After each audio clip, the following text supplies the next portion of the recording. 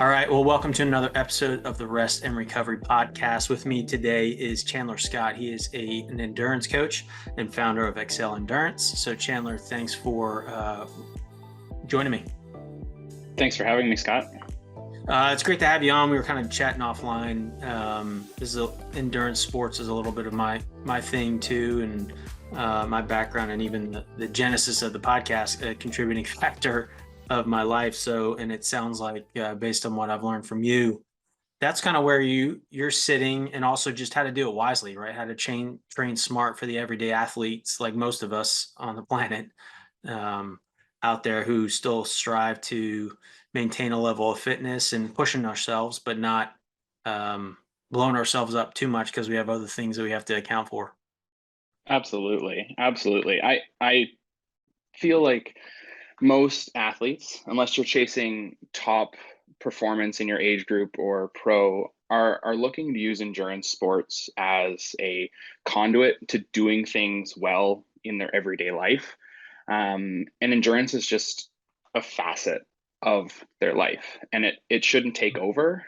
But there are ways to do it smartly. So, like you said, you're not breaking yourself, you're not crushing yourself in the process. You're doing it so it supports everything else in your life. Yeah, and I think it's finding that tension of being able to do all in, so to speak, in all those categories, but also, like you said, so like kind of keeping that vision in mind is like, why are you doing it, right? Keeping that why aligned properly. Absolutely. So before we jump too much further into some of the how-tos and the best practices around training, a little bit of background on you, like what's your kind of Genesis 1-1 story? Sure. So my story actually starts kind of outside of the endurance world. I grew up playing soccer, not doing it well, kind of really out of shape, got cut from a few different teams, and then kind of made this transition into short track speed skating, where I really found a passion for exercise combined with like hard work, because in the sport of speed skating it's so technically demanding Mm-hmm. that you have to work really hard. It's also physically demanding in terms of strength, power, endurance, speed. It kind of had that mix of everything, so it's Yeah. where I learned a lot of my kind of drive that for training and getting better through sport. But along that process, I had some unfortunate experiences where I didn't make teams again, kind of pushed myself a little bit too close to the edge of burning out, and almost lost my passion for sport completely. But what saved me in that process was switching into a little bit more of an endurance based training mindset. So I started doing some cycling races, started trying to do some triathlon. And when I did my first triathlon, I honestly fell in love with that sport. Yeah. The mix and the combination of swim, bike, run back to back is just, unless you've done one, it's hard to explain how you feel at the finish line, because every muscle group and every area of your body is tired Yep. in some way. And 100%. so that's kind of where I've now come to the point of being a triathlete, I should say, myself. Along this whole kind of personal training journey, I've also been coaching. So through speed skating, I was coaching, helping athletes behind me, and then when I started getting into cycling and triathlon, I also started coaching as well, mainly because I saw the mistakes that I made, getting too close, burning out, really pushing that edge, maybe not taking as much recovery and rest as I should be, and wanting to start to help athletes do the same. Because as we kind of talked about, the population that I really enjoy working with is the people that are doing things in multiple facets of their life. They're trying to do really well in their work life. They're trying to do really well in their family life, in their personal relationships, and they're also trying to do really well in sports. They may not be, let's say, PRing or podiuming every race, but they're trying to use that, kind of like I mentioned, as a conduit to everything else within their life. So Yeah. that's kind of where Excel Endurance was born, is to try to help athletes achieve that. That's great. Yeah. I could have used you about 10 years ago, or should have used someone like you 10 years ago. because as we kind of talked offline and other folks listening to the podcast I've heard before, like it kind of what you're addressing was what occurred for me, where burnout, where I was trying to do exactly that. Like the vision was good, the application wasn't. In that, I was trying to do too much or not do it well or wisely, where you can still do all the things, get the most out of it, but keep it in context, right? And take account for the total load in your life, which at the time for me, my personal story was I wasn't, right? I was pushing it way too hard. I wasn't accounting for the fact that I got 3 hours of sleep because my kids were up all night. So did I adapt my training? No, I went out and did the training that was prescribed, and probably even too fast. It's in those little tactical things that in the moment they seem bigger than they are. But if you just take a little bit off of those things, like the longevity and the recovery is there. Absolutely. And it is, it's learning to balance stress. Because one of the things that I tell every athlete is that stress is the same, whether it's work, life, or training. And you only have, I always use the same analogy, is that you've got a bucket or a cup, depending on how big you want to make your stress kind of catch all. Once that's tapped out, you can't expect more from yourself. So Yep. you have to look at everything that's in that bucket in the context of your life. Now, I always preface this because I don't have kids yet. I am married. So I'm in a very long-term relationship. I work full time as a physiotherapist. I coach athletes online, and I train for Ironman and 70.3 races. So I've got a lot in my bucket, Right. but you almost need four other buckets when you start adding in a family and kids, like you said, because suddenly if you get 3 hours of sleep because your kid's awake all night, well, that pretty much fills the bucket to the brim, and you only have a little bit left to do training and work and getting through the daily life from there. Yeah. Yeah. So how do you, when you work with clients, like myself, who could have used you, uh, work with them to assess and determine, you know, when it's okay to kind of push through, or how to adjust the training in those moments? Let's keep with that example, like the 3 hours of sleep, whatever the reason, whatever the catalyst, right? You Yeah, traveled, whatever, you only got a handful of hours of sleep, but yet on today, the morning you're supposed to get up, it's an intensive. Maybe you have a brick for a triathlon yeah, prep. How would you adapt or encourage the person to keep their mindset in line so they're not too negative, right? Because I think that's where a lot of people, at least for me, would go. It's like, oh, I got to get it in. Or I would self deprecate because I didn't get it in because I had the sleep, even though it wasn't in my control. absolutely. And I think there's a couple different strategies there. I'll talk on a mindset piece first, and then a little bit more like a tactical, like how can you start to measure and look at that things. One thing is kind of mindset is taking a little bit longer view with things, especially if you have a lot of kind of things in the bucket, let's say. So a missed workout or a reduced workout a few times through the week or a few times through the month is not going to make or break your race. But going into a workout super exhausted, destroying yourself mentally and physically when you're already physically and mentally destroyed is likely going to do more harm than good. So you can kind of start to think of yourself a little bit more of using kind of a compassion with yourself instead of judging yourself, and just accepting that Mm-hmm. what you are able to do today, that's all you're able to give it. If all of those factors around you are saying no, it's time to reduce, I don't have the time, I don't have the energy, then accept that, be gentle with yourself, and take what you need. Now, a little bit more tactically with things, personally myself and with a lot of my one-on-one athletes, we use a lot of metrics to start to look at how you're recovering. And we try to use multiple metrics because one thing I'm not a big fan of is using something like some of the devices, I won't name any specific names, that give you just a set score that gives you like a percentage of recovery, Right. basically. That doesn't tell you a lot about what factors are playing into whether or not you're recovered or not recovered. So instead, I like to look at kind of three different components when deciding whether or not to do the training session as planned, whether to reduce the intensity of the session or to take a rest day. So that's kind of the three decisions that I'm trying to make each morning. So what was that again? So complete the session as planned, reduce the intensity of the session, or take a complete rest day. That's kind of the three options. And I guess taking a step back from that, I'm always a big fan of having a planned training plan, not just freewheeling it each day, because that starts to let you find a rhythm and then adapt that training plan based on the life stress around it.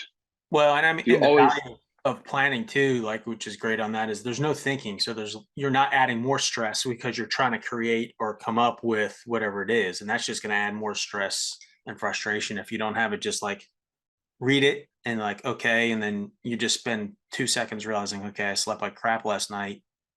yeah, I'll dial it back here and here. exactly. So you always have a plan first. And then, so on that kind of threes, I use three different kind of metrics to start to kind of determine whether or not you're ready to train or not.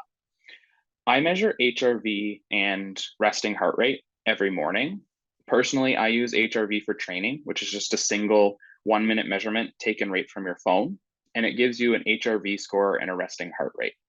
What do you use HRV for training? Yeah. Yeah. Yeah. It's honestly the simplest app. Yeah. It's super low cost. It's a quick daily measurement that gives you your HRV and your resting heart rate. That's the first metric I look at. So after you get a baseline of about a week to 2 weeks, you can start to use those numbers to look at and see kind of how your HRV and your heart rate is responding to the stress around it. So that's the first thing. If it's way outside, that's my first kind of warning flag to say, okay, maybe we have to change up the training that's happening today. And it's a maybe because there's three scores that I use. The next one is looking at training peaks. I look at my training stress balance, or TSB, which is essentially the difference between your acute training and your chronic training. So I'll simplify that a little bit. Essentially, your chronic training is about the average for the last 6 weeks that you've done. The acute is the average that you've done over the last week. So if I've had a massive, massive training week and that score dips down into a negative, usually at around like negative 25, negative 30 is where I'm like, okay, we might need to back things off a little bit. That's indication number two that, okay, training load's a little bit high. We might need to reduce a little bit today. The third one is kind of just my subjective feelings around the day. And I like HRV for training for this as well, because there's a subjective screen that you can add on there that asks you like how well you slept, what's your muscle soreness, how motivated are you to train. Those are kind of the big three questions that I frequently look at, is like, how motivated am I? Like, do I really feel like I can do this session, or does it feel like I'm going to be really slogging myself to get it done? Right. How's my muscle soreness? Like, am I really, really sore from previous sessions? And then how did I sleep? So kind of just a summary back through those three things: HRV plus heart rate, TSB score, or training stress balance on training peaks, and then just my subjective feelings: soreness, motivation, and sleep. Okay. And that starts to develop a framework for me to know whether or not I reduce the intensity or take a rest day on that given day. If all three of those are off the charts, really weird HRV, really low TSB, and I'm sore, I'm not motivated, I'm taking a full rest day. Okay. I'm switching into something that's more of like an active walk, maybe some yoga, some stretching, some non-deep sleep rest protocols like a yoga nidra or something like that. Something that I know can start to recover my body in an active setting. So I'm still doing something for that day, but I've made that conscious and active decision that today is not a training day. Yep. If they're like a little bit off, but overall I'm feeling good, I feel somewhat rested, I feel like I can get the session done, I might just reduce the intensity. So if it's let's say it's that heavy brick workout, I might switch it, and instead of doing like multiple repeats between the two, I might just do a bike and then a run off the bike, but keeping it all endurance based, completing the same maybe duration roughly, but scaling that intensity way back so that you're putting in the time. And extra zone 1-2 training, easy endurance based training, you can never go wrong Right. adding a little bit of that. So Yeah. that's kind of how I would adjust based on some metrics. I like that last part you mentioned where you might have a total distance, but it might be a threshold or repetition of some sort where you're rotating through because it's intended to build speed, but roll it back so it's an easy thing, but you're still doing a workout. You're still, like you said, you're still building up that an engine of growth. Maybe it's not working on the speed, but that one speed workout isn't going to make or break you. And probably the value of doing the endurance effort that day will produce more potential fruit, right? From a force multiplier. Absolutely. And especially if, kind of like we said back to it, if you're sitting in a not so great overall position, like if your life bucket is full already, and then you've got to go do these tempo intervals, you might not get them done properly. You risk injuring yourself potentially. And then it's just not going to be as effective for the long-term vision of what you're trying to accomplish with So how do things. you, for the subjective piece, keeping in the total load and lifestyle in mind, how is that going to impact the other domains of your life too? Are you going to start showing up, not ready for your business meeting, or, maybe a little more cranky with your wife and kids unnecessarily, so you're not really a joy to be around? Yeah, Considering those things, in hindsight for me too, personal anecdote was definitely an unintended and unrealized byproduct until I got there. absolutely. And it comes back to that mindset piece that I talked about too. If you go into that session, like, I have to get this session done no matter what, right? We're using that kind of tempo or threshold, hard interval session. It doesn't go well, which in hindsight, you probably knew it wasn't going to go well if you're already kind of suffering going into it. Right. Then you're going to spend the rest of the day beating yourself up that the session didn't go well. Right. When that could have been solved completely just by making an active decision to say, no, we just need to scale it back. Let's just go out for the run. Let's do an easy endurance. Put on a podcast, put on some music that you like. Just be out there, enjoy that time on your feet.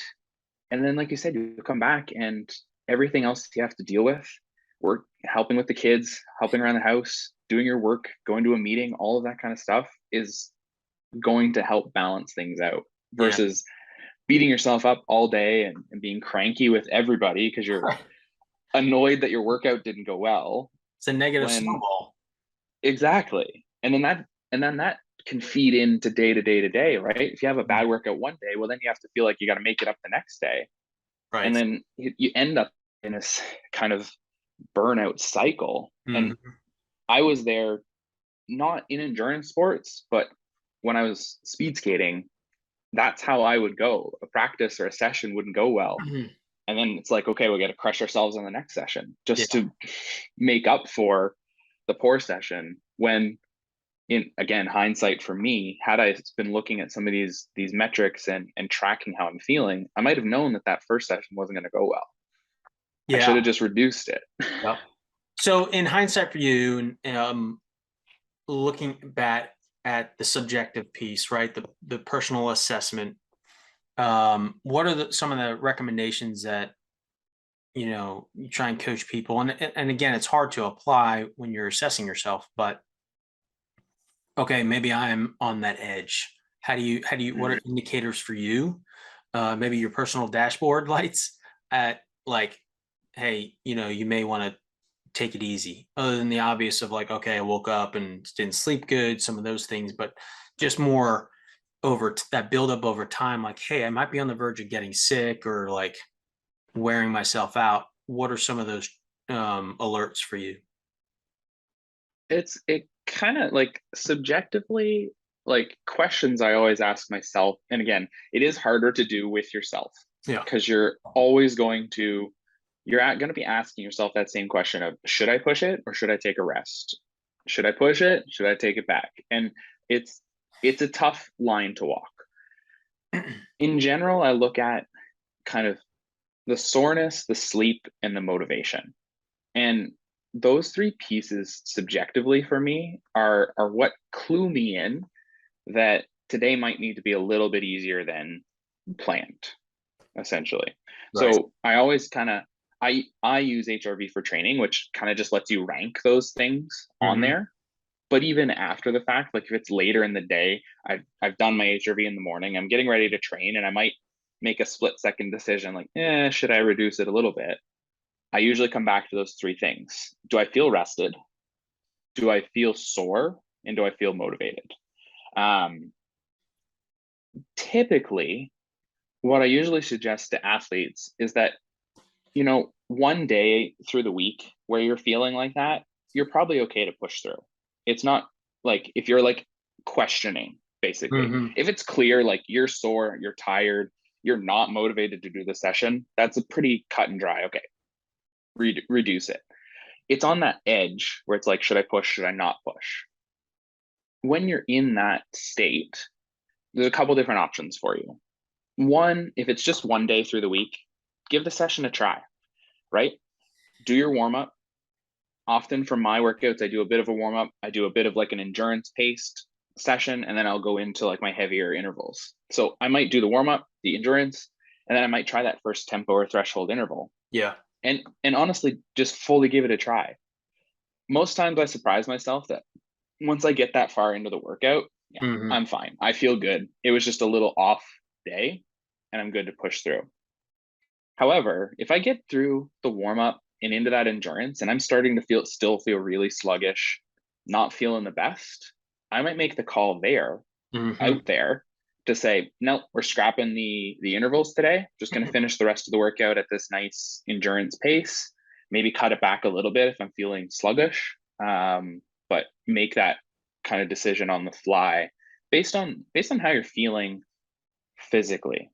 The Yeah. more you train and the more you ask yourself these questions and the more you start thinking around these kind of different subjective markers, you'll start to have a bit more of an internal framework to know when it's okay to push and when you should probably just back off that intensity a little Yeah. bit. No, that's great. That's great practical advice. And I would echo the same sentiment. Like personally, I'm training for a half marathon and had a couple episodes like that myself was where, I didn't feel great waking up, but like you said, I encourage you to go through and see and test yourself to see how you feel. Maybe it shakes itself out and you can just carry Mm-hmm. on. But there were other times where I think it was intervals and I had to do 8 and I stopped at 5 because I, Yeah. I just felt like I was wearing a weight vest and it was like, okay, Mm-hmm. this is not working. I'm going to end up hurting myself. And I finally learned some lessons from my personal life in the past. So hopefully that's some advice for folks listening too, is it'll be okay if you're just Yeah. off a little bit. And and a lot of the science behind like especially like interval training and those higher intensity sets is that you actually should be stopping before you're dead exhausted. Yeah. You should be finishing. So whether it's a set of 8, let's say, kind of in your example, if you get to 5 and you're pretty much done, you're not hitting the targets, you're not hitting the pace anymore, it's pretty much time to wrap it up anyway. Because the next ones, you're just going to be, again, from a mindset, you're going to be destroying yourself mentally. Right. But then physically, you're pushing past the point where it's going to be beneficial anymore. So even the science is supports that kind of that's the top out for you. There might be another day you get the 8 in, but on that day, you were only meant to do 5 Yeah. physically. Exactly. Exactly. And just this take it for what it is and it's still progress, right? 1 is greater than 0 every time. So you're not on the couch and keep it in context. Uh Yeah. so similar vein around pacing. That's always an elusive, like mythical character of being able that rate of perceived effort versus like dialing in a prescribed pace. When you work with clients, it's probably a similar conversation to what we're talking about, but how to subjectively understand your pacing and like how you feel within that context to assess. Because a lot of times you see percentages on effort for a particular run or whatever. How do you work with clients and guide them along those lines? So I use a variety of metrics. Most of my athletes have either a Garmin, some kind of watch, heart Yeah. rate monitors, that sort of things. So typically I use heart rate based training. And then for some of my other athletes, we like the top athletes, we'll use more power and Mm-hmm. pace. So power on the bike and usually pace on the run. But with all of them, I also use a lot of RPE guided, so rate of perceived exertion, because I strongly believe that you shouldn't rely fully on whatever the number that says on your watch. You should also intuitively understand kind of where those zones lie. Mm-hmm. So with RPE, I typically use the 10-point scale. There's a couple different ones, but 10 is just easy. So if you haven't used it before, essentially you're asking yourself the question on a scale from 0 to 10, how hard are you working? Most people can find somewhere on that line, roughly, that they're working. And then I try to set each zone with kind of a target in mind for RPE. So using like our endurance example, usually I say somewhere between like a 3 to 4 on the RPE is around your endurance zone. That's your kind of all day pace. Like you're working, but with the right fuel, the right motivation and setting, you could probably keep that pace on all day long. Mm-hmm. Into kind of tempo, that's like 5, 6, and then threshold kind of above that would be more of like a 7. And then if you're in that 8, 9, that's your peaks, that's your max. So trying to use some different terms, so endurance, tempo, threshold, relating that to an RPE number. And then as we start to get more specific, relating that further to a heart rate, power, or pace. So you can start to dial in how you're feeling on any given day from a pacing Okay. perspective. Does that does that kind of help simplify that a little bit? Yeah, no, that's a great framework, I think, to draw the correlation because sometimes, you got the science and the subjective is what we're talking about, and you got the numbers, and you're like, but I feel whatever it is, feel horrible or great in that pace, and it was like, is that too easy? Is it too hard? So, and it's always especially when you're coaching new to a sport or new athletes. I've done some coaching for youth, so trying to explain pace is a very challenge. To try and gauge yourself of what that perceived effort Mm-hmm. is a challenging thing. When at 40 something, I'm still at times trying to assess that for myself. Yeah, the other one that's quite helpful for new athletes in particular is using a bit of like a talk test with that as Yeah, well. great. So if you're able to have like a decent conversation with someone, then typically you're in that endurance or less zone. Um, Once you start getting into that kind of tempo threshold, that kind of mid range of the zones, it becomes more of a texting conversation. Hmm. I picked that up from another coach where it's kind of like short words, short sentences, kind of lots of breaths in between because you can't quite get enough words out. And then beyond that, when you're in the kind of the upper zone, zone 5 or 4, 5 and up, it's like barely any words. It might be a word or two, more of a grunt and a like puff of air. So it's another good way, especially if you're starting out with running. Maybe you haven't invested in a heart rate monitor or a watch. You're just using a timer and a marked distance to start to train, which there's nothing wrong with that. That's a great place to start if that's your beginning. But use something like a talk test. So you say, okay, if I'm going to go out for more of an endurance based ride, I should be able to, or run, I should be able to have conversation Hmm. while I'm doing that. If we're doing a little bit more, let's say we're going to do some intervals. Okay, can you make that a bit more of like a texting conversation that as you're going through, you can't only get a couple words out. And then if you're doing some max like sprints, well, you're easy to figure out where that is because you're going pretty close to maximum there. Right, right. Awesome. No, those are great tips, I think, that are very practical in ways that regardless of where you are in the spectrum of fitness or entry level into a particular thing, you can kind of gauge yourself and determine, and then be able to throttle back or up depending on the circumstance. Yeah. Yeah. Um, we're kind of talking around this, but overtraining, under recovered. What are some of your go-to recoveries that you prescribe for yourself or your clients?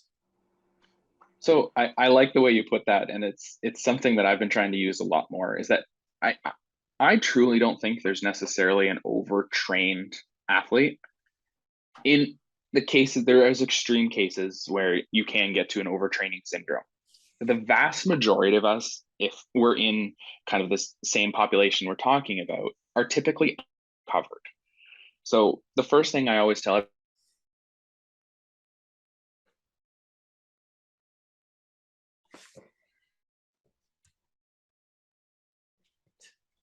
we got to make sure you're supplementing enough recovery in there to match the training. Now, it's not a one-to-one comparison, but it needs to be kind of equatable. If you're training just a few times a week, you probably don't need as much recovery as someone that's doing a half or a full Ironman training plan. So that's kind of the first principle I always give everybody with recovery. Okay. And then recovery for me, it actually comes down to kind of 5 pillars, as I've described um, in some of my work before. One is kind of well planned, sustainable training. 2 is sleep. 3 is nutrition. 4 is rest and some supplemental days, which I'll explain a little bit more about what that is. And then 5, well, now I'm blanking on my 5th one. Well, there's 4. There's 4. Those are good, 4 good ones. Those are the 4 main ones. The 5th one can't be that important if I forgot about it. So the first one, like well thought out training, that kind of comes back to what I said at the beginning. You should have a training plan. It should be kind of organized with a fair amount of kind of easy endurance based training. I usually start people around that whole kind of 80-20 split. So 80% being fairly easy in that endurance or lower zones, and then 20% being in the upper zones, spread out based on what your goals are. Of course, there's a lot of variety, and as I'm working with athletes, we steer away from that 80-20 depending on what their life circumstances is, but it's a good place to start when you're looking at planning really sustainable training. Pillar number 2, I think I said, was nutrition. So I don't do a lot of personal nutrition coaching. It falls just a little bit outside of what I'm comfortable doing, but I always recommend, if you're questioning your nutrition, speak to a registered dietitian about your nutrition. That session or a few sessions with them will be way more worth it in terms of your recovery than buying like the latest gadget or device that claims it's going to help you recover. Spend your money talking to someone who can help you sort out the food and the fuel that you're using pre, post, and during your training, because that's a huge bucket of recovery. And a big one I think that a lot of people ignore, I know I did for a little while, especially depending on the distance, right? You start getting into the upper echelons, or really, to me, any triathlon, even if it's a sprint, because of the shifts, you can go on for an extended period of time. Absolutely. And it's learning what to eat before, what to eat during, how are you eating afterwards, how are you adjusting your total intake and food to support that volume. And I would think too, especially for triathlons, but that is part of point number 1 you made, which is part of your training program, where you integrate that in, because you don't know how your stomach's going to respond to certain things. So quick tip for anybody thinking about a triathlon or long distance is like, you got to account for your stomach a little bit. Oh yeah, absolutely. Small personal aside, on my first Ironman that I just did in August, I had some interesting experiences on the bike in particular. Yeah. Getting enough food in and then spending the rest of the bike trying to catch up with that food, because things didn't sit well and I didn't get enough in early on, and some lessons there. So it's definitely even for myself, it's still a work in progress. I think it will always be a work in progress, Yeah. but it is definitely a big factor. So point number 3. Point number 3 was your sleep. Sleep is your biggest recovery um, tool in your toolbox. If you're looking to optimize and kind of start to target your recovery and your training, it has to come back to your sleep. And sleep there's two things that I usually recommend people look at. There's sleep quantity and there's sleep quality. So typically athletes and adults need anywhere from 7 to 9 hours of sleep per night. There's going to be outliers that need less. There's going to be outliers that need more. But I generally say if you're in that 7 to 9 hours most nights, you're probably in a good spot.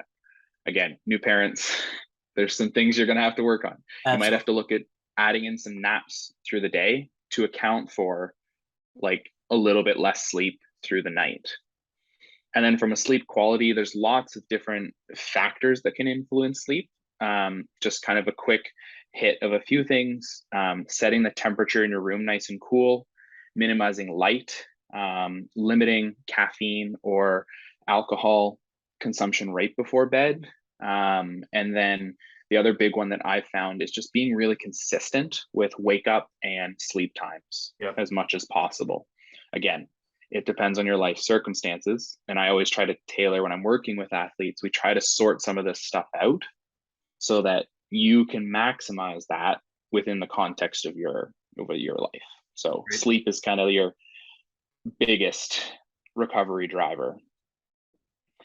And then number 4 was kind of rest days and supplemental sessions. And I kind of mentioned, I alluded to some of the supplemental sessions and stuff that I typically add in through the week. So typically within my own training and all the way through Ironman training, I was taking 2 rest days a week and training 5 days a week.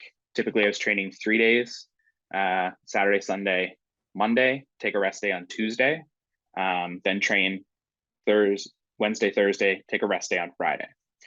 My Friday rest day was a function of my work schedule. I work a longer day in the clinic that day. Okay. So it's just not easy to get training in. So it turned into pretty much an automatic rest day.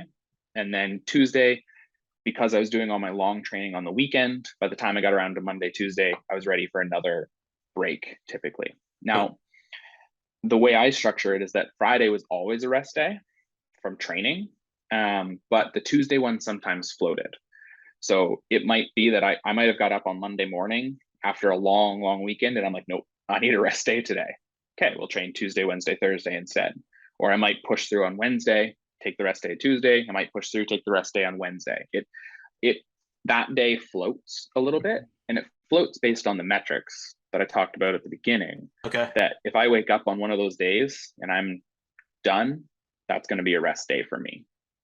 Now, typically my rest days are not like, I don't do nothing on those days. I try to add in some active things that still prepare me well for training the next day and the day after.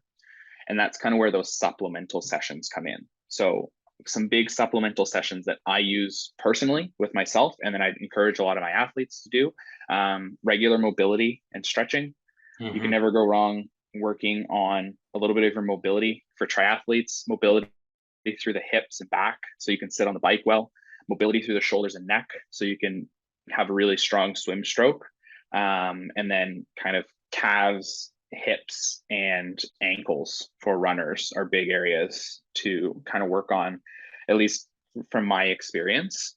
And then topping that off, if you're working more of a desk job, you're probably going to benefit from some mobility anyway, if you're being in that position all day long. 100%, where most of us are, whether it's at the desk or your commute to and from. Exactly. It's not an optimal position for athletics. No, and then you're trying to run or you're trying to do triathlon in a completely different position from there. So mobility is always a session I'll add in. I alluded to like a yoga nidra or a non-deep sleep rest. There's some great YouTube videos. It's basically like a meditation type protocol that brings you into a very relaxed and state of rest, but you're not actually sleeping. I was using them a lot during my Ironman training because Monday through Thursday, I train in the morning and then I work afternoon to evenings in the clinic. So usually right after lunch, after I fueled, see, nutrition, I would pop down on the bed, put in like a 10 or 15 minute yoga nidra on YouTube. And by the time I got up from that, I was ready to then go in the clinic again and give my best to my clients and my patients that I was working in that evening. So again, it's that back to that balance of Yeah. things. Can you find 10 minutes? Yeah, that's great. And whatever that is, yoga nidra is a great active approach, or anything that can create that kind of demarcation point of an end to something and then a beginning, so you can like kind of shift your brain even on the mental aspect where you talked about earlier in, okay, now you're going to a new thing, and like, let's start fresh, not kind of just roll right into the next thing. And that's another thing of like creating, I'll call it micro rest, those little breaks in between Mm-hmm. to get that clear boundary, so that, to prevent that kind of burnout approach. Because if you're just kind of rolling through, the engine's always at fourth gear, and something's gonna come off. Absolutely. Those breaks are so important. I'll often do sometimes, even if I don't have 10 minutes, I might do a few rounds of just like a breathing technique. So whether that's like a box breath, so like I usually use like a 4x4 Yeah. for that, or something like a prolonged exhale. So it might be like a 3 second in and then working to like a 6 or 9 second exhale. Do 2 or 3 of those just to kind of switch you out of that previous activity into the next. Kind of goes back what we talked about, like that if you do that tempo or threshold session and you feel like crap, you're cooling down on the bike, and then you jump in, maybe you hop right in the shower, and then you're slamming in food, and then you might snap at your family because you're hungry and you're frustrated. Yeah, What rushing. if what if before that, just between getting off the bike and heading in for your shower, you took 2 or 3 minutes to do some breathing? Let what just happened go Mm-hmm. and reset for that next thing.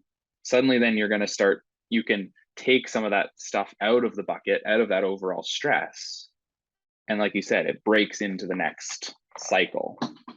Yeah, and it goes along the lines of the theme we've been talking about on the training piece, is like, it's important, but it's not critical. Where like, it's okay to adjust down.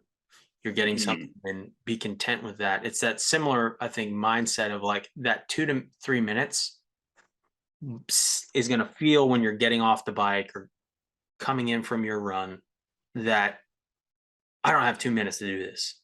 hmm I guarantee you do. And it's Yeah. going to benefit you exponentially Yeah. to do that, two to And three. if you, absolutely. And if you don't, like, if you truly don't have time, what I usually suggest, if you can't do it before transitioning into the next activity, and that's even like having a shower, getting cleaned up from your ride, do a few rounds of breathing in the shower. Right. Not extensive, because that can cause other issues like passing out and stuff, but just spend a few minutes as you're starting to get in the shower. Just take a few deep breaths. Let that last session go so that when you step out, you're now ready for whatever's next in Right. your life. Because Yeah. there's always going to be something more for the type of athletes that I'm working with. And like you said, for people like yourself, that there's multiple facets. You're not just training and then spending the rest of the day doing nothing. Right. You've got work, you've got life, you've got kids, you've got partners, you've got other commitments. Yeah. That's great.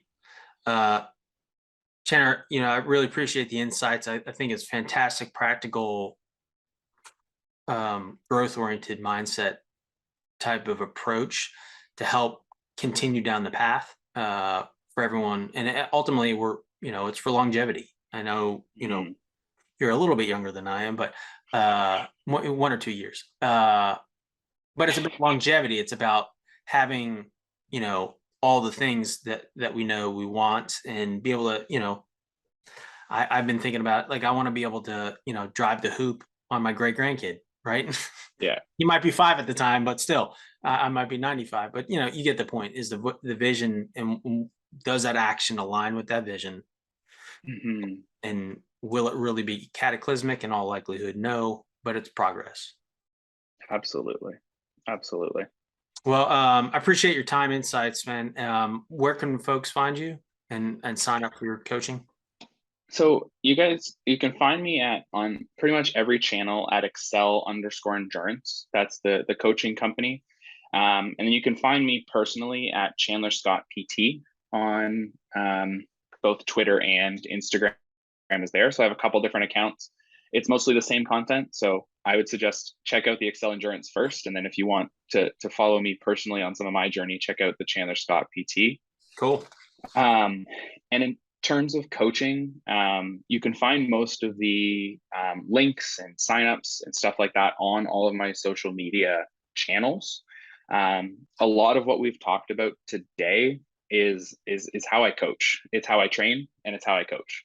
So very kind of sustainable training focused. We're focused on building great athletes for the long term, not just for one race and then you're done.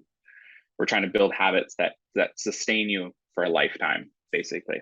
Great. We've got a few different options along that you can find most of the information on the sites. And please, like, people can send me an email, send me a DM. I'm happy to chat about where it might fit to work with us, or if it won't, that's great. But follow along because I think there's some helpful tips you can Awesome. get. Well, before we close it out, I like to ask a couple personal questions. So, what are you reading right now? Ooh, I'm reading about 7 books right now. All right, pick one. I think the cool or the most interesting one. Let's go with that. I'm reading "Do Hard Things" by Steve Magnus, Yep. which I'm really enjoying. Kind of a different take on what it means to do things hard, and it's really good. Yeah, I'm doing the Audible right now too. Yeah. All right, what are you listening to right now, be it music or podcast? Mostly music these days. I'm in like a camp Mount Joy phase in my life. So some indie folk is usually always on my speaker while I'm working or Okay. even working out lately. It's a good way to keep the stress levels down, right? Kind of Exactly. steady, right? It's sustainable. Yeah. All right, what's your go-to rest and recovery method? Go-to has to be sleep of some form. Yeah. Whether that's a nap or something like a yoga nidra or just hitting the pillow at the end of the night. That's my go-to recovery every time. Great. Chandler, thank you so much. Appreciate you. Take care. Thanks for having me, Scott.